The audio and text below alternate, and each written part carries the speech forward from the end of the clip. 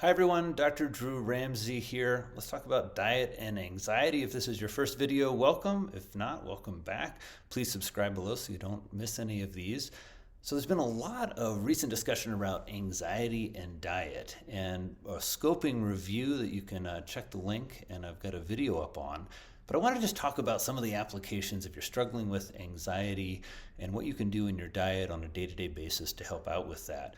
Anxiety disorders, whether generalized anxiety, panic disorder, specific or social phobia, they revolve around the idea of excessive worry. So how can diet relate to this? Well, there's been a lot of research, mostly in animal models, but also in some human work around how diet can impact anxiety. For example, certain nutrients like zinc or magnesium or omega-3 fats, there's pretty significant data that anxiety relates to those nutrients. And so figuring out ways that individuals can look at their diet, understand where there are gaps in some of these nutrients, and then in nutritional psychiatry, work in food categories, right? What food categories can we use in your diet to help you decrease the chances of anxiety?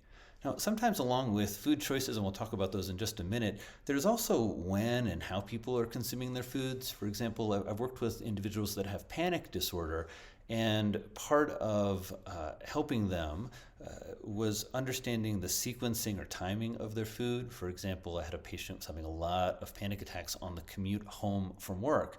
And in part, it was she was just having a hard time maintaining proper nourishment throughout the day. She'd end up a little kind of low blood sugar and in settings that would trigger her, and helping her have better, higher quality snacks at work, helping her kind of plan out and prepare for the commute, decreased her panic attacks by maybe 80 or 90%. So that's an example where timing, maybe some of you are skipping breakfast and having a lot of anxiety mid-morning. That might be a place to look.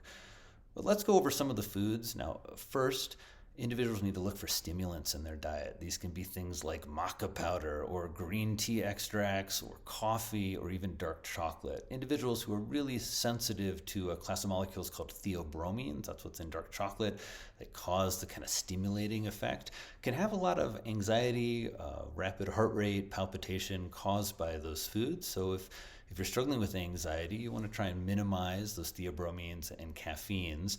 Switching from something like coffee to green tea is a way to do that, or adding in a little more decaf. If you're on a lot of coffee, I would say tapering that off is very important, just so you don't end up too sluggish or with caffeine withdrawal symptoms like headaches. But after kind of looking if there's any kind of obvious culprits, let's think about the types of foods we want to see people adding into their diet when they're struggling with anxiety or really other mental health concerns. But let's really think about anxiety. So first on my list when I see a patient with anxiety, I get really curious about fermented foods in their diet. The reason is there's so much research on the microbiome, how it influences the immune system and inflammation, and how that potentially relates to anxiety. It's also one of those food categories as a nutritional psychiatrist I just see a lot of people not even considering. So that's an exciting moment for a patient where there's this whole food category that can really transform the health of the microbiome and potentially impact anxiety. So I'd say more fermented foods, usually kefir, which is this liquidy fermented dairy product, is one that I'll recommend because it has a lot of colony-forming units, a lot more than most people's probiotics. Or if somebody's new to fermented foods, maybe something simple like a kombucha or a miso soup. There are lots and lots of fermented foods, but that's the first food category usually with patients with anxiety that I'm going to look to. All right, second category, I'm going to look for plants. Now, in nutritional psychiatry, we think about leafy greens, we think about rainbow vegetables, but helping people have a more what we call plant-forward diet. The reason is when you're eating high-quality plants, broccoli, cauliflower, kale, you're getting a lot of fiber, you're getting a lot of water and hydration, and you're getting a lot of vitamins and minerals. That's what we call nutrient density, really fundamental principle of nutritional psychiatry. And then along with those, we have the rainbow vegetables. These are colorful vegetables that you're going to see on your plate. Now, why do we want all these plants? Well, point one was fermented foods, right? Well, what do those bugs in your gut need to eat? They need high quality fibers. And so eating a lot of plants in your diet is a way, of feeding that microbiome and keeping it really healthy. So those two first moves are about really optimizing microbiome health with simple moves, more fermented foods and more plants. All right, next up would probably be the long-chain omega-3 fats. It's really our favorite brain fat. Long-chain omega-3 fats are EPA and DHA. You're going to find those in seafood. For all the vegans and veggies watching, you're going to probably look towards an algal supplement because there aren't long-chain omega-3 fats really in plants other than algae. High quality fish where you're avoiding mercuries, microplastics, and you're getting a lot of omega-3 fats. Those fish are going to be like the sardines, anchovies, wild salmon. And we also look to mussels, clams, and oysters as having a fair, especially the mussels and oysters, fair amount of omega-3 fat where you get all this minerality. So all these minerals, lots of zinc, lots of selenium, lots of iodine that we know are really critical when it comes to things like anxiety. So focusing on fermented food, focusing on plants, and then focusing on seafood after doing a kind of accounting of, all right, are there lots of stimulants in your diet? Are you living on Red Bulls? Right? What is going on in terms of possible triggers of your anxiety? And then a final point I want to make is the way that anxiety affects our eating behavior. So I'm like an anxious snacker. So I'll get a little anxious and I'll want a bunch of beverages. I'll want a seltzer and a hot water and a tea.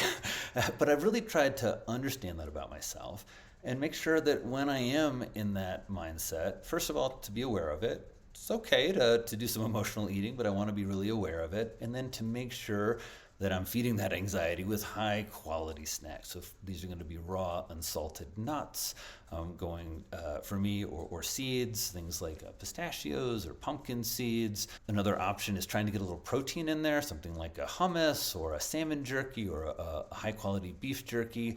All things that maybe I'm going to nibble on, but instead of getting lots of the problems that come with ultra processed foods, right? We're going to get all kinds of bad fats, we're going to get lots of salt, we're going to get all kinds of sugars, all kinds of food additives, right? We really want to avoid that and instead switch over to snacks that are feeding our mental health.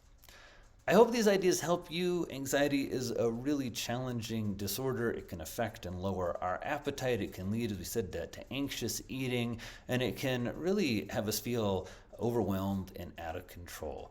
That's where nutrition and nutritional psychiatry can really be a great tool for you, really working on settling down and being mindful about your nutritional status, understanding that nutrition is a great opportunity when you're struggling with your mental health. Not that you should be worried all the time about getting every nutrient. No way. That's not what we're about in nutritional psychiatry. Much more so that you can feel empowered, that there is a tool that you have at your disposal to help calm things down, to help make sure that your brain is properly nourished, and to minimize whatever anxious symptoms could be stemming from not having enough magnesium or zinc, or not having a healthy, diverse microbiome.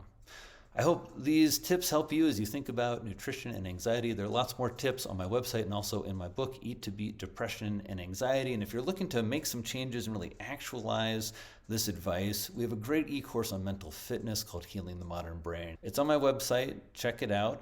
I'll see you in the next video. And until then, I hope this helps you feed your mental health. Take care.